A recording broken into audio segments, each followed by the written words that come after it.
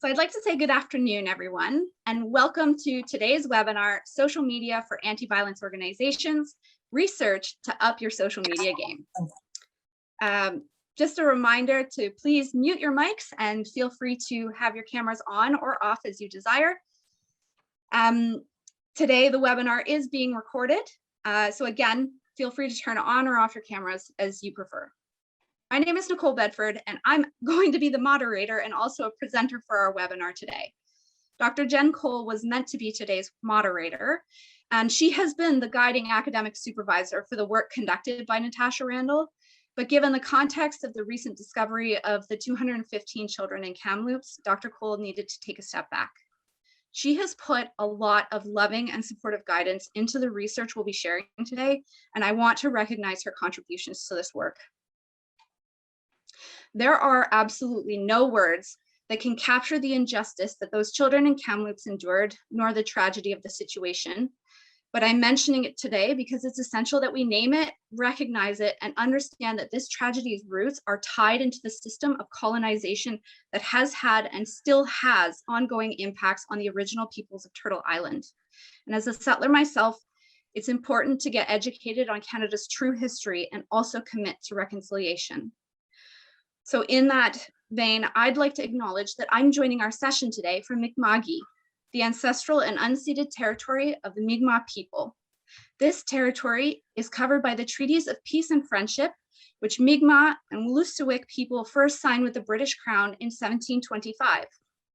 It's important to note that the treaties did not deal with surrender of lands and resources, but instead recognized Mi'kmaq and Wolastoqiyik title and established the rules for what was to be an ongoing relationship between nations. As we all join together today from across Turtle Island, we want to acknowledge the spirit of respect, reciprocity, and the truth that we bring to the land and the people who have been the caretakers of this land since time immemorial. So we invite you to use the link we're adding into the chat now to identify the territory you're joining us from. The research we'll be presenting today began as an idea in Ottawa, Ontario, which is the traditional unceded territory of the Algonquins, who are the keepers and defenders of the Ottawa River and its tributaries. Joining us from this territory is Magda Gomez, who is the manager of Community Campus Engage Canada, one of our webinar presenting partners. Community Campus Engage Canada is a national network for organizations and individuals addressing pressing social and environmental challenges through community campus engagement. Magda will be overseeing the tech today, so if you have any technical difficulties or questions, please put them in the chat and she'll do her best to respond. From Ottawa and the territory of the Algonquin people, the research transformed through a partnership with the Trent Community Research Center out of Trent University. Trent is located on the treaty and traditional territory of the Michisagi Anishinaabe, which is covered by the Williams Treaty. I'd also like to acknowledge that Julia Mason, please wave so that everybody knows who you are, is here to represent the Trent Community Research Center and is joining us from Curtis, Ontario, which is also part of the Michisagi Anishinaabe territory. Finally, the research idea landed in the hands of the talented and capable undergraduate student, Natasha Randall, who is based in Mohkinstsis, also known as Calgary, Alberta, which is in the traditional territories of the people of the Treaty 7 region, and includes the Blackfoot Confederacy and the Métis Nation of Alberta, Region 3. As we prepare to share this research with you, we'd like to also acknowledge the hard work that has been done and is still ongoing by Indigenous activists of Turtle Island. And specifically, we'd like to highlight a few activists who have been working in the realm of violence against women, including Alanis Obamsawin, an Abenaki filmmaker whose documentaries highlight the importance and truth behind Indigenous activism in Canada, the Honorable Jody Wilson-Raybould, a Wewake Nation member who fights for change on a governmental level through her office as an MP in her Vancouver-Grenville riding, and Sheila North Wilson, the first female Grand Chief of MKO, who is credited with starting the hashtag MMIW for missing and murdered Indigenous women, and who also created the documentary 1200 Plus, examining how and why many Indigenous women and girls go missing or are murdered in Canada. We honor the work done by these strong Indigenous women, and we hope that the research and work we'll be sharing with everyone today can add in some small way to support ongoing anti-violence activism in Canada. So a little bit of background about the research. I detailed the journey it's taken across Canada, but where it came from is I'm a documentary filmmaker, and since 2018, I've been working to complete a documentary on anti-violence activism along with my co-producer, Leanne Burns, and it's called The Smallest Steps. And because I have a communications and academic background from the start of creating the film, it was important to both Leanne and I that the film and our associated research would be supporting and uplifting for the anti-violence movement. Now, Leanne's an expert in anti-violence activism. I am not. I am new to this, which is why we're following in the smallest steps people who are taking some of their first steps to becoming anti-violence activists. So, and also as a non-expert, I am not about to reinvent the wheel that everybody has so carefully constructed. So for me, I came from it with a communications perspective, and I wanted to know how we could successfully reach and engage the up and coming activists with our film. And this is why I partnered with the Trent Community Research Center, and through them met Natasha, who, as I mentioned already, is an incredibly dedicated, intelligent, and hardworking undergraduate student who recently graduated from Trent University.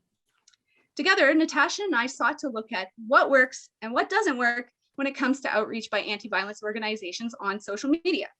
So that's what we'll be sharing with you today. And for our agenda, we're going to start by going through this research. Natasha will take us through that. Then we're going to have a Q&A moderated by Julia. So make sure you put your questions in the chat for that one. And after that, I'll be running us through an exercise that will help equip everyone with some tools and a post you can use for your own social media if you so choose. Because of course, having something already made when we are super busy makes life a little easier. After that, Julie will take us out of the webinar by sharing how your organization could get connected with an amazing researcher like Natasha. So as we mentioned at the start, and reiterating again, the webinar is being recorded, and the link to the webinar, as well as the research and tools, will all be shared with you later this week. And in order for us to create the social media post we're going to share with you, we'd like to invite you to grab a sheet of paper, and as you're listening to this webinar, doodle, sketch, or write out what you think activism means. And this is going to come in handy when it comes to the exercise portion of the webinar. So with that said, Natasha, take it away. Thank you so much, Nicole, for the lovely introduction. My name is Natasha. I'm a survivor and witness to domestic violence, and I try to incorporate my experiences into my research. So I'll be covering the research and analysis portion of today. So let's just jump on into it. This project was taken on with the goal in mind to help anti-violence organizations such as yourselves grow their social media accounts by understanding what works and what does not work when posting. So we started off with a literature review to see what the best practices were, because nothing like this has been done before that we could find. We had to look at a variety of different literature for digital marketing, posting for different activism styles, and information on anti-violence social media trends.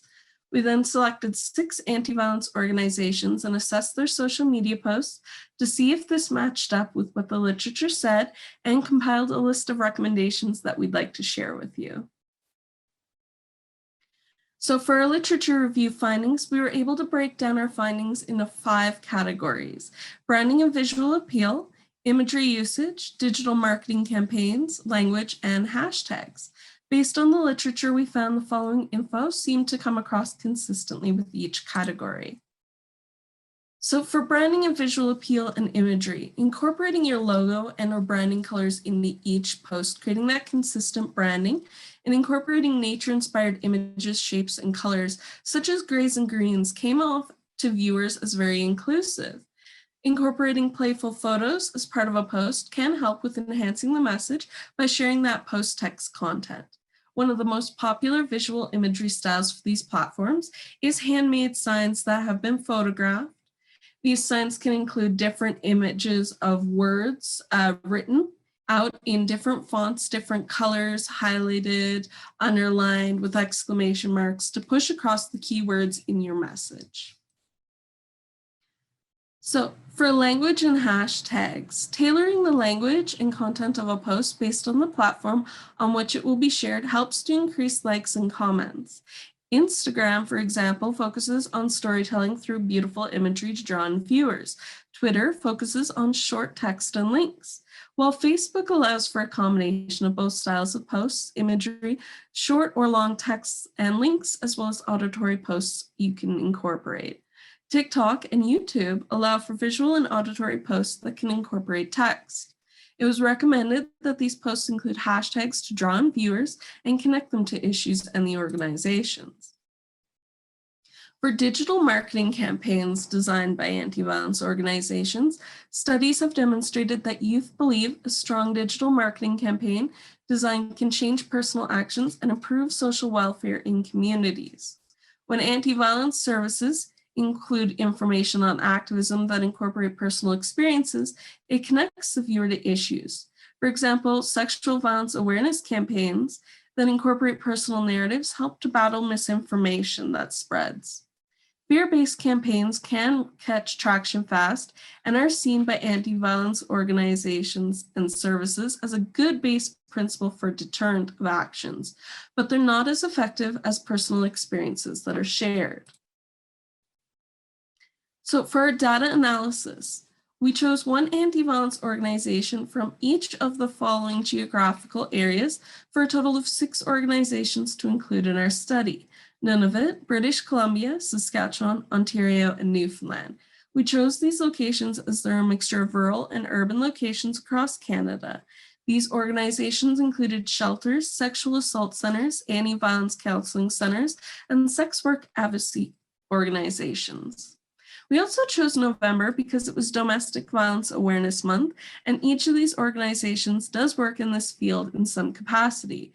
It was hypothesized that they would post the most during this month to spread awareness and information. So in November of 2020, we collected the following data from each organization.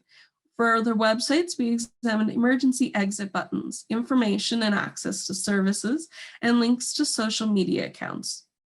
For the social media accounts themselves, we looked at the number of posts, likes, shares, comments, and images used. Posts were also assessed based on content and the inclusion of hashtags used.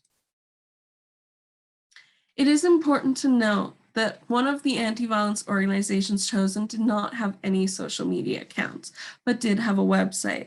It's essential to understanding that internet access in the territories is currently lacking for many communities and people. The territories are focused on increasing the number of internet access over the next few years, and more communities are connecting each week. Many people living in the territories do have active social media accounts and would benefit from being able to access services and information on platforms other than singular websites as this Wi-Fi connection continues to grow. We believe that this information could be helpful in that case. So findings and analysis of posts. What social media accounts were used by organizations? So each anti-violence organization started with a Facebook page. If they did branch out, it was followed by a Twitter account, then Instagram, and some even included YouTube pages where they made videos that were well received by viewers. So how often they posted on social media accounts. Organizations with less social media platforms were more consistent with their posting across what accounts they had. Originality of posts. So Twitter was not used for original posts, but primarily sharing links, which did not get as much response for viewers. Original posts are more effective when sharing posts from other organizations. Reposts, retweets, cross-posting creates a situation where people pass over the organization's account, the account originally connected with the content that is shared. So our findings and analysis of hashtags. The most common use of hashtags when used were actually the other category, so a mixture of tagging other people or other organizations, followed by organizations' names themselves if they'd created their own hashtags, or a form of activism hashtag. The use of hashtags that were created just for their organization allows for a few things. It connects all your posts together so that the public can search for all of your posts. It creates a connection between you and the person who shares your posts by allowing them to be associated through the hashtag. And it opens the possibility to have your name connected with trending hashtags surrounding issues of relevance. Using these hashtags that connect to the relevance of the post brings viewers who are interested in these issues. Including a location in a hashtag allows for a connection between service users, volunteers, and donors in your area that may not have known your services were there. So based on our literature review, the data we've collected from our 6 organizations, and the analysis that we've done, these are our following recommendations. Choose a branding design and stay consistent. Inclusive branding includes symbols that incorporate images and patterns of natural or geometrical shape. So curate a list of different accounts to follow on each platform. Post consistently across all your social media channels instead of choosing one. Customize post image dimensions and text for each platform. For example, Twitter requires rectangular image dimensions and works well with links, versus Instagram, where square images and blog-like text works best. Research relevant hashtags and use these hashtags consistently. If your organization creates its own hashtag, use it on every post. Use images or videos with all posts. Images incorporating handmade signs or people in the organization connect the viewers to your issues. When creating a digital campaign, tailor that campaign to relevant issues and groups on each platform. And include a call for engagement. For example, tell us what you think, share your experiences, use this hashtag, comment if. These brought in and engage those people so that they keep coming back and remember your posts. Thank you so much for listening. Now we're going to open up to questions. What did you find was the most unique or compelling part of the research? So for me, the most unique thing I found was how very little access for social media accounts in the territories there were, given that I follow a few activists who live in the territories. So finding a lack of social media accounts for organizations or web pages at all surprised me quite a bit, but understanding that territorial thing. And another thing would be the designs of some of the posts.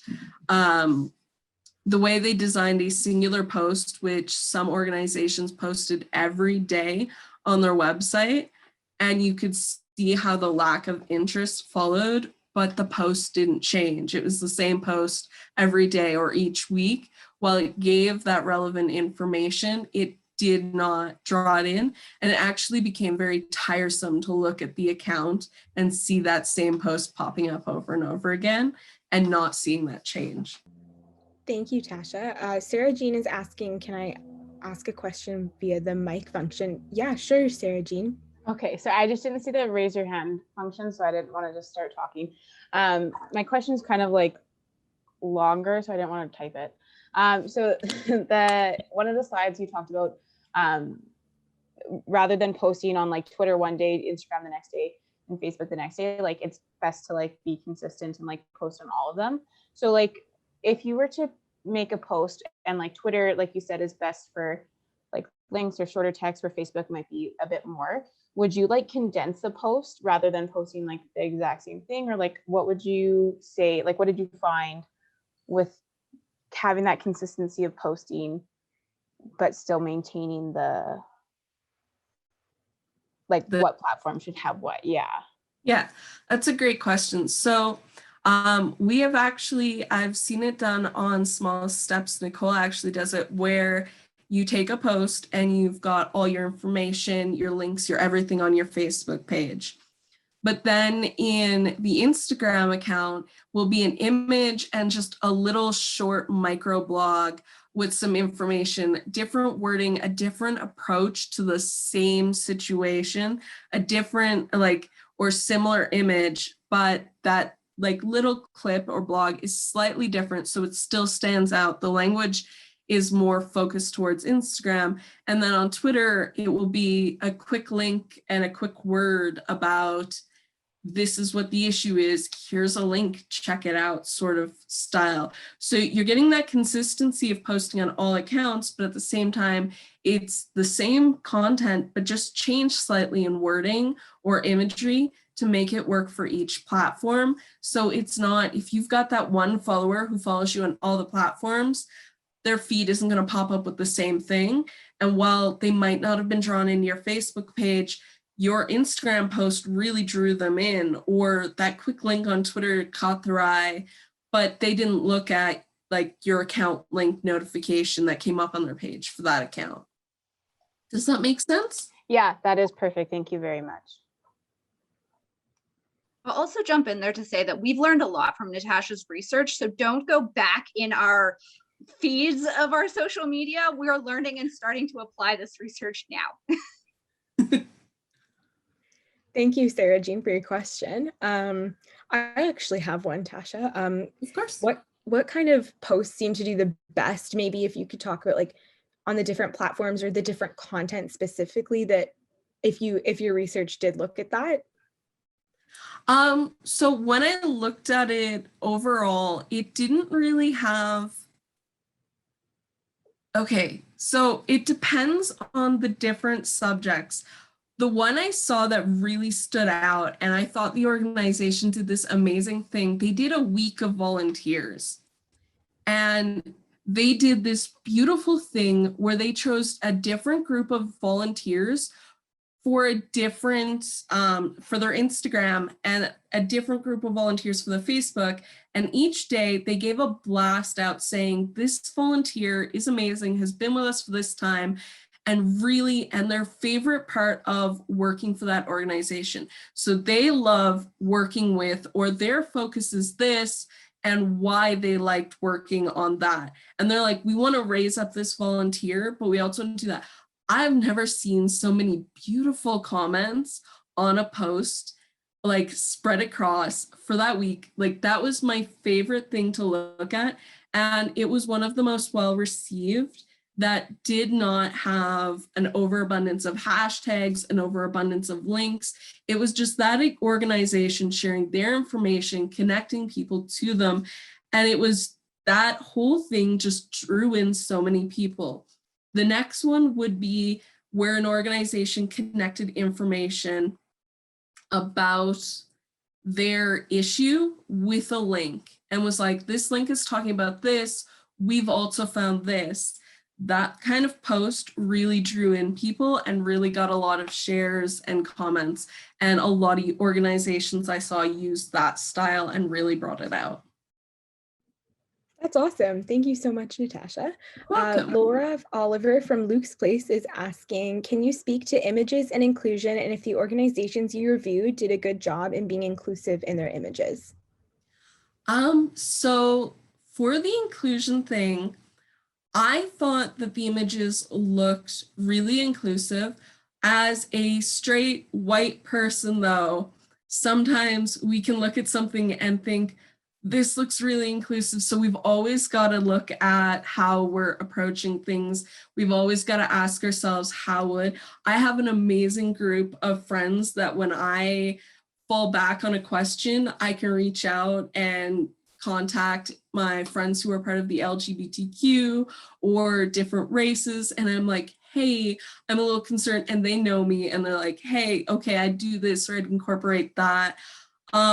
I found that a lot of people stuck with images that showcased people in their activism in their organization, or they didn't use people in their images at all and simply stuck to words and fonts. One organization used tons of geometrical patterns, and I loved looking at their posts. They had different colored shapes all over the background of their post. And I used to get really excited when I'd go to check their posts because I don't know what it was, but the image, I was like, I love that. So while I can't speak to if it was inclusive, to me, that style came off as inclusive. The study shows it as inclusive. When I showed it to a few friends, they were like, yeah, this looks great. But what I recommend is if you're doing something and you've got the intent in there, in the image, then it should be okay. It should be good. And always as a safe, if you've got those friends and those dynamic backgrounds who are willing to take a quick look at your social media accounts and say, hey, here's something you can do, or here's a recommendation. It's always the best way to go. Sometimes a few more voices in different backgrounds adds really helpful, little things to different groups. we're always all learning, right? That's a great answer. Thank you. And thank you, Laura, for that question. That was a really interesting perspective. Carla Sheedy is asking, I love the volunteer idea. How do you get volunteers to be interested in contributing? I've tried for the last few years without much success. So when I first started volunteering, anytime something like that came up, I was like, oh, don't pick me, don't pick me, don't pick me. And it kind of got a, oh, you're gonna do this, you're gonna, let's do this. And it was kind of one of those things where it was like, no, I don't want to do it. But if you get them as a group and just go, hey, we're gonna meet together for like 15 minutes and we're gonna do a quick word game and we're gonna come up with words for this and we're gonna use it in a post, or hey, like we're gonna take quick 15 minutes off the top of your head. As soon as I say, the name of our organization, what's the first thing that comes to mind? Or you look like you're having a really great day today. What was your favorite thing about today? And then just jot it down. And then you're getting them slightly involved. And when they see their posts up there and they see their words up there and they see that, oh, I'm really connecting and people are really connecting with what I have to say, gets people excited. And then they start going, hey, I had an idea for this, or I really got excited about this. And they'll start coming to you. But in the beginning, sometimes they won't. Sometimes they were like me and they're like, don't pick me, like, please.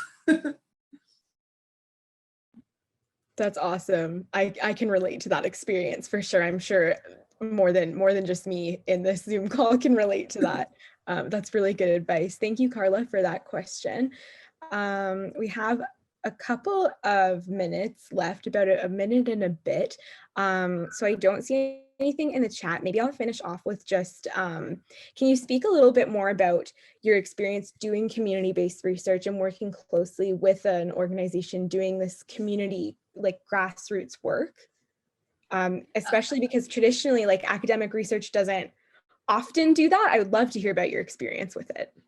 So I actually loved it. All going through my undergrad, all our research, they like profs sit you down and they're like, oh, and community-based research, you're going to do this, you might have this issue or you might have that issue, and here's how you go about it and whatnot.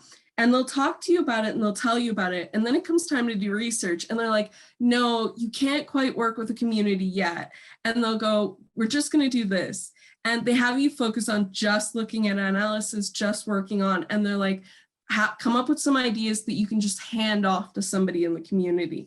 Working with somebody in the community, so much different, so much better, and so amazing. Like, honestly, I learned so much from Nicole and the other amazing women at Small Steps.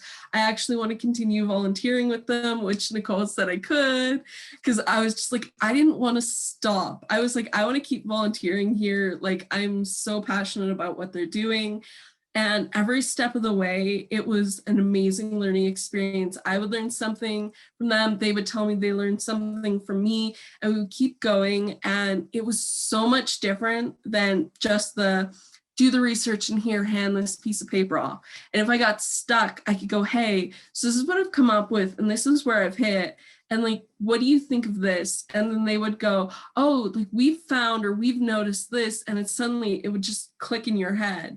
And it became this amazing partnership where you could just learn so many different amazing dynamic things and just really connect with the people that your research is going to and helpful. And it really helps to actually motivate and push that research along versus just, here's what we want you to do on a piece of paper. We'll look forward to getting a piece of paper back. Yeah. That's excellent. That's so great to hear. Thank you for that great review. And I guess at this point, we'll move into the activity portion. So a reminder to everyone, doodling on those pieces of paper about what you feel activism means to you. You probably already guessed what we're going to ask you to do. But before we ask you to do that, I am going to share my screen. Okay, so we are now going to apply our work. Natasha laid the groundwork, but before we do, I just want to do a quick overview talking about the platforms. So as Natasha did mention, every platform has a unique audience and therefore requires unique posts. And yes, I get that most of you are probably rolling your eyes because that's how I feel, even as a comms person. It sucks to have to write something different for each one. However, this really matters because the audiences on each platform are different. Facebook is the most used platform in the world, but it's used primarily by people ages 25 to 34. However, it is the fastest growing demographic. The fastest growing demographic is seniors. So you need to take this in mind when you're targeting information on Facebook. In addition to that, people access Facebook using their phones primarily. So when you're creating those pictures or images, if you're going to use text, you really want to make it easy to read, because if they're looking on it on a tiny screen, makes it a little bit more challenging if it's really tiny text. Facebook is also a great place because people are using it for learning, they're using it for entertainment, they're using it to share original content. So it's a great place for you to share resources, links to the resources that you have on your website, to your services, those kinds of things. And then of course, across every platform right now, the algorithms favor video. And on Facebook, this is especially a key piece. And videos that are between 2 to 5 minutes do really well. And even if it's just a matter of filming something with your phone, an event that you're having or whatever, and putting that 2-minute piece up on Facebook, what it does is it ups your hits in the algorithm. Instagram is used primarily by younger people. In fact, more than half of Instagram users are under 34 years old, and the biggest demographic is women identifying folks 18 to 24. Users use Instagram and they're for entertainment and personal connection. And I really emphasize that personal connection piece. And for you, that means it's a great place to share behind the scenes of your organization, and things that kind of create an intimate connection with your organization. Images and video are obviously key on Instagram. It is an image-based platform, but in addition to that, the post caption that goes underneath the image is actually being used as a microblog and allows you to provide further context and depth to the images that you're sharing. Now, a couple algorithm hacks. One, posting times on Instagram absolutely matter. And yes, they change. And yes, they are based on your followers. So you can Google like best posting times for 2021, and that's kind of what we use, and then look at your analytics for your specific followers. But posting times matter, because what Instagram privileges is posts that get the most likes in the short amount of time, which means that all of us here need to be paying attention to each other's social media accounts and clicking the like button to get everybody's posts in front of more eyeballs. This is a collaborative thing. The other hack is that the longer time that people spend reading your post or looking at your post, the higher it appears in the rankings. So this is why it's essential to use that caption for a mini blog, because if they look at your images or they use carousel images, they look through a couple images at a time, they're staying on your post longer, it's going to go higher up in your algorithms. And this is obviously just for now, because as we know, the platforms love to change the algorithms across all the platforms to keep us guessing. Finally, Twitter is the biggest demographic on Twitter is men, and men between 25 to 34, and almost 3/4 of Twitter's audience across the world is male. In Canada, it's closer to 50-50, and I will note that to this date, I don't believe that Twitter allows gender pronouns or choosing non-binary, so this is where that data is coming from. However, the most prolific tweeters are generally women, and the users on Twitter have above average education, and they use Twitter for news, knowledge, how-to resources, and conversation. So that's kind of what you want to be thinking about when you're posting your stuff to Twitter. It's also great to tag politicians, journalists, scientists, etc., because those people are on Twitter regularly. So Natasha covered what makes a good social media post, but I'm just going to reiterate it here. First and foremost, photos, video, imagery. These are all platforms where we like looking at things. And also, which we have failed to do, admittedly, you need to size those images to the platform. So Facebook and Instagram, 1080 by 1080, Twitter, 16 by 9. So the rectangles. Points 2 to 4 on this slide cover language, and really ideally you want to tailor the language to fit your target audience. and give your brand a voice. And you also want to keep the content at a grade 8 reading level. The other thing that I encourage you to do is always think, what does the user want or need? Not what should they want or need, but what do they want or need? So for example, if a user is coming to your platform and they're looking for inspiration, you might want to use that to share quotes. Or if they're looking for a way to volunteer, you might want to share content that shows 3 easy steps to getting involved with your organization. So think about what they want and need and give them that information. And then finally, as Natasha said, include a call to action of some sort. This can be a request to share your post. It can be like, comment, donate, visit a link. And in fact, on Twitter, especially when you ask people to retweet, you get more retweets. And then finally, which is going to be the focus of our exercise today, tags and hashtags.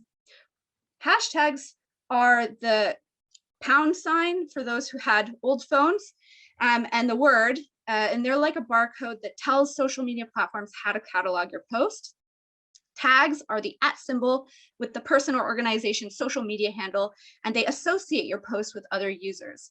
And for us busy organizations, hashtags and taggings are the quickest and easiest way to optimize your post's reach.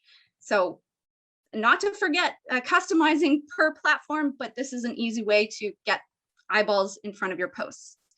So the ideal number of hashtags is between 6 and 9, with the top in the research being about 11. The ideal length of a hashtag is 20 characters. And this allows you to pick up on a much more specific hashtag than just love or something like that.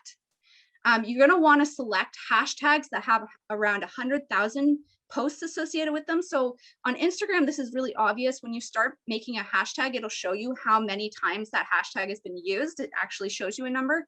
This isn't on Facebook, but it is on Instagram. So you can take a look at how many posts have been associated with hashtag and choose the one that is about 100,000 or less.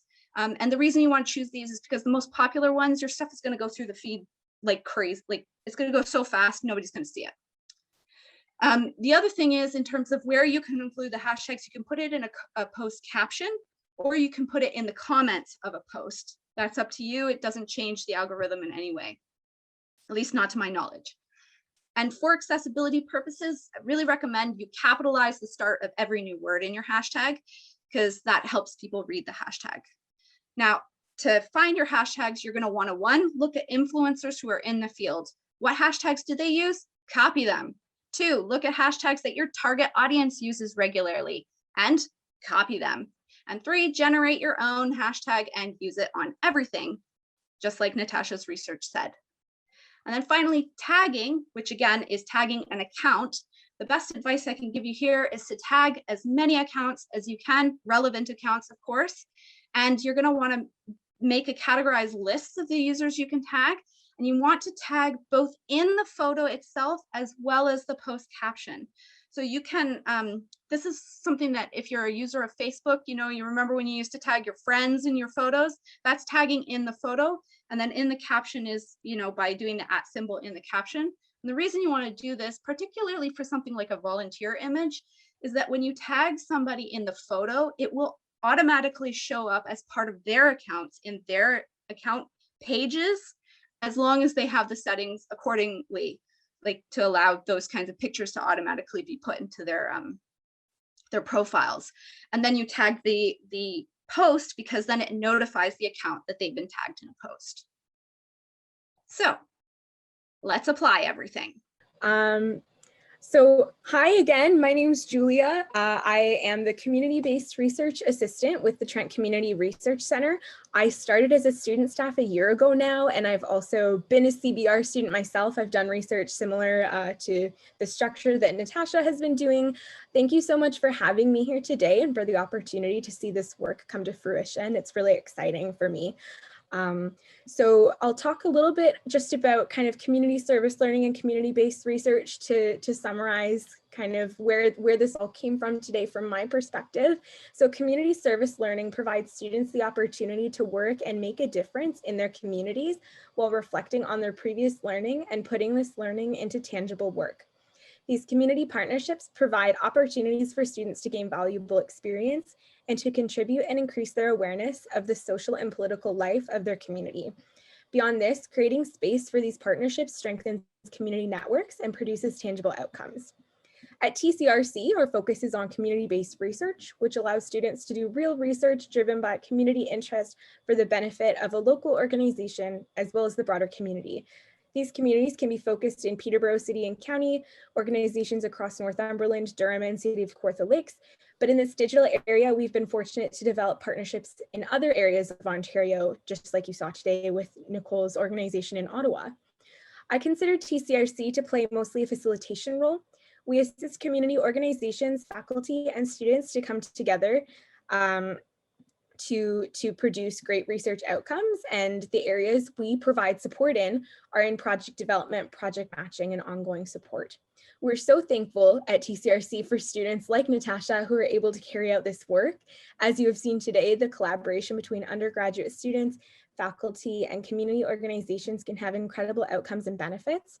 Project intake is ongoing at TCRC right now. We're in the project development phase for the fall 2021 semester. And if you have any questions or if you're interested in a project with TCRC, please visit our website at trentu.ca/TCRC or email tcrc@trentu.ca. I would like to thank Natasha for her excellent work and her presentation today. I also extend thanks to Professor Cole, Natasha's supervisor, for her enthusiasm in this work and her support for Natasha. Thank you, Nicole Bedford, for approaching TCRC with your interest in developing a truly incredible project. Thank you, Magda and CCEC, for supporting a webinar so that this work can be shared. We will be sending out materials after the webinar has ended, including the presentation PowerPoints, as well as a research booklet and a one-pager. These materials will also be posted on the CCEC website. Thank you so much, everyone, for attending today, and have a wonderful evening.